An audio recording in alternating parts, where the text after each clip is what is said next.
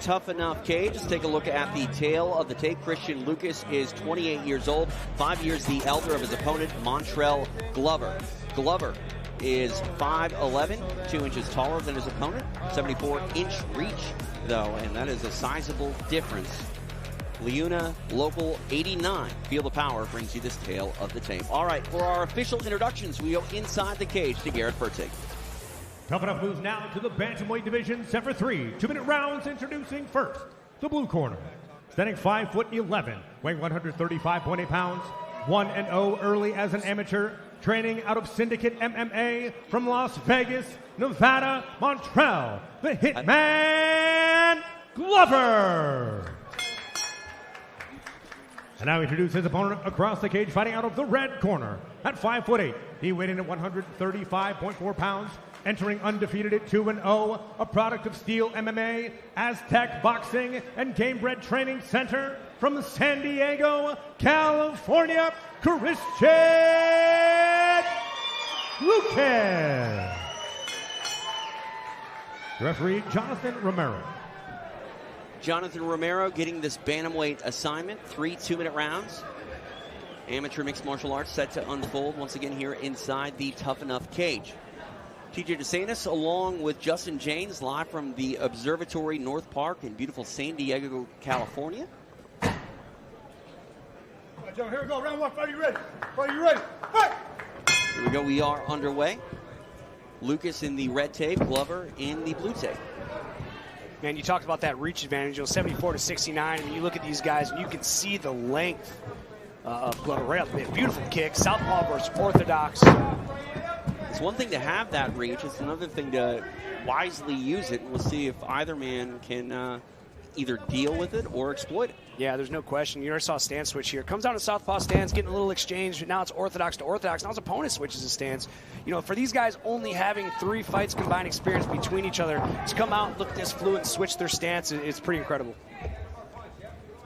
How important is it, Justin, to be able to, swing with power and quality from both sides, southpaw and orthodox? Well, I firmly believe this is an evolution of the sport, because when I was in the UFC, like, I'm an orthodox fighter, I'll switch to southpaw maybe 10% of the fight. And mostly if I'm compromised. When you see these young athletes coming out, switching back and forth, being powerful and fast from both sides, it just really goes to show the evolution of the amateur MMA all the way up to the pros.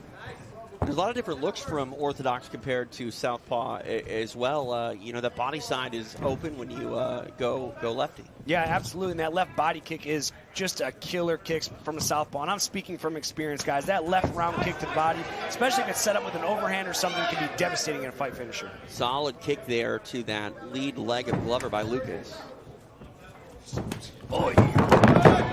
Takedown. I like the setup off the leg kick. Inside the clinch now.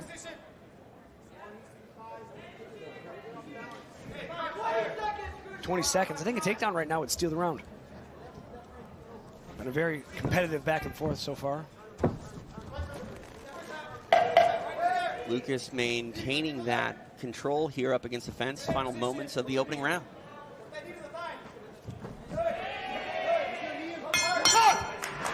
Two minutes in the books between these two gentlemen. Bantamweights inside the Tuff-N-Uff cage, and Lucas pretty confident with the work he turned in there in that opening frame.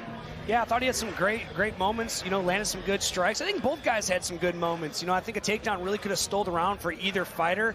I am going to give Lucas the round, but not by much. I could see a judge in this California commission giving the other round to Glover. Had some solid kicks to that lead leg. We'll see if Glover can make the adjustments here as we head into round number 2. Stylistically, both of these guys fighting a very similar fight. Yeah, absolutely. Yeah, there's no question. Both coming out, switching their stance often. I know we talked about in the first round, but it's just so impressive. These guys are with only 3 fights combined to be that explosive, that athletic. That really goes to show to their coaching. You have Shane Shapiro in the corner over here. Just an incredible black belt level athlete. Our referee, Jonathan Romero, about to get these bantamweights back underway. Round 2 begins. Nice exchange there. Both men implementing that kicking attack. Yeah, Glover coming back out in the southpaw stance, throwing that inside kick. Beautiful inside kick. Who gets paid one back right there? Be interesting to find out if Glover is a natural righty or lefty. And it's tough to say because he's switching so much, and he started both rounds in southpaw, but now he's been in orthodox for the last 15, 20 seconds. So we'll see. And, you know, you saw Lucas land that beautiful inside kick. I wonder if that might have hurt a little bit, and that's why he switched his stance.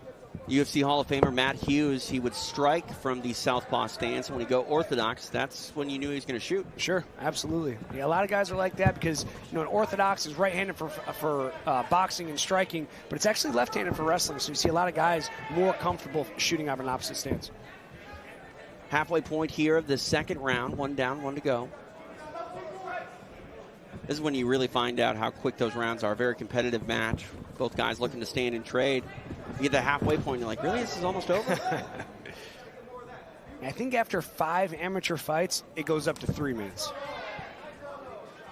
For the longest time, mixed martial arts really didn't have a unified amateur sort of rule set across the board, and that is one thing that California has really done a good job at sort of leading the pack on. And it's important to get that experience. Oh, yeah, there's no question. The more cage experience you can get. And again, our first fight was a decision. We're already 20 seconds into the second round. We might see 2 decisions in a row. Just goes to show what.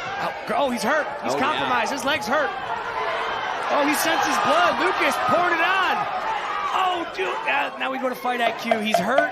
You're beating him up against the fence. Why are you locking up with him? I think that was a very big mistake here. But it just goes to show the inexperience, and I think he's going to watch this fight and realize that he made a mistake. Solid way to end the second round for one Christian Lucas. We're going to head to round number 3 right after this. You're watching Tuff-N-Uff live from San Diego.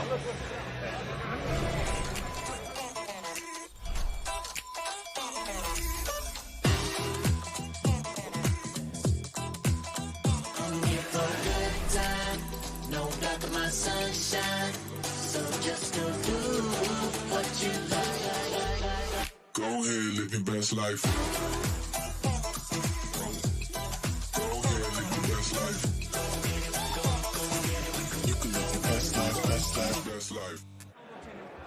Back here in San Diego, Tuff-N-Uff 146. Our last round ended with a bit of drama as Christian Lucas landed a nice kick to that right leg of Montrell Glover. Justin, you know, we talk about being able to recover.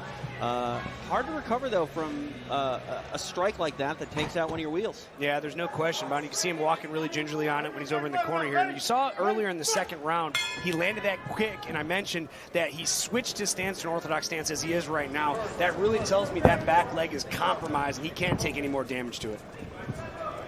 Those were shin guards. Yeah, no, it's crazy. Really seen the kicking attack evolve over the last 5 or 6 years in mixed martial arts, and the amateurs, they're evolving with it too. It's a weapon from day one for some of these guys. Yeah, there's no question about it. Lucas right now has some very powerful kicks. If I'm him and I'm in his corner and I have my opponent, Glover, switches back to that southpaw stance, we got to go back to the well and we got to attack that damaged leg, because you can see how he's walking a little bit more gingerly than it was in the first round, the second round. And as he finished that round, Glover really will have a chance here to do some more damage to it if we can get Lucas to switch his stance again.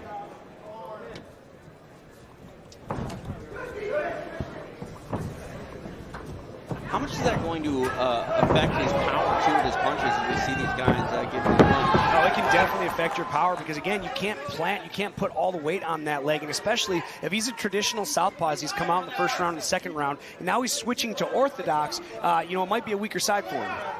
Action right here in front of us. Glover able to spin and put Lucas on the fence. You know, this round is going to dictate the fight. I think it's 1-1 going into round number 3. Both of these guys very skilled. Both of these guys undefeated, and both these guys don't want to lose, TJ. Right now, Lucas got a smile on his face as he's able to make some space. And final 30 seconds could be a very important 30 seconds. Right there. Now he has to go back to that well. Yes! Oh, man, just misses it. Great job by Glover going back to his orthodox stance so he doesn't take any more damage on that right leg. Final 10 seconds. tell you what, TJ, it's moments like this that I'm glad to be in the commentary booth and not the judges booth, because this is a close fight. Both of these guys really wanted to win. A little shot after the bell. I don't think it was intentional, but what a great way to finish that fight. Yeah, a brawl for it all. 3 rounds in the books between these bantamweights. Both can hold their heads up high. You see Lucas, he thinks he's done enough. We will await the judges' scorecards here to find out who is the victor.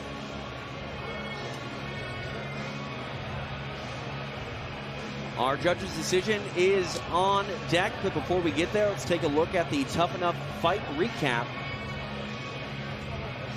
and see the case laid out for these gentlemen. Christian Lucas and Montrell Glover coming into this one both undefeated and fired up to put on a show. And a show, Justin, that's exactly what we got. Yeah, there's no question. I won't be surprised if it's a split decision. Saw some good shots.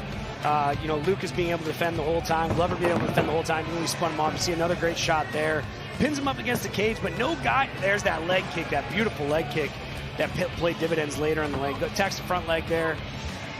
You know, I think Glover wasn't sure where those kicks were coming from as we ate that big one. Hurt him. Yep, you see that misstep right there. Right now, you know, Lucas needs to sense blood in the water, and he needs to just go out, and they ended up locking up with him. I think that was an early mistake. Going to our 3rd round. These guys, this is how they ended that fight. Look at that. What a great way for these amateurs to end the fight. Unfortunately, you know, one guy's going to win this fight, and one guy's going to learn from this fight. And I think both these guys are going to be back very, very strong. You can learn from a win as well. Yeah, that's true. Yeah, you're absolutely right. And you know what? If Glover comes out and gets this win, you know, he took that damage in the 2nd round. He learned how to battle through it. So you're absolutely right, TJ. All right, we're going to learn who is the winner of this one. We go to Garrett Fertig. Ladies and gentlemen, after 3 rounds, we go to the judges' scorecards for the decision. All 3 judges, Patrick Lingenfelter, Felicia O, and Anna Calzada, see it the same. 29-28 for your winner by unanimous decision, Christian Lucas.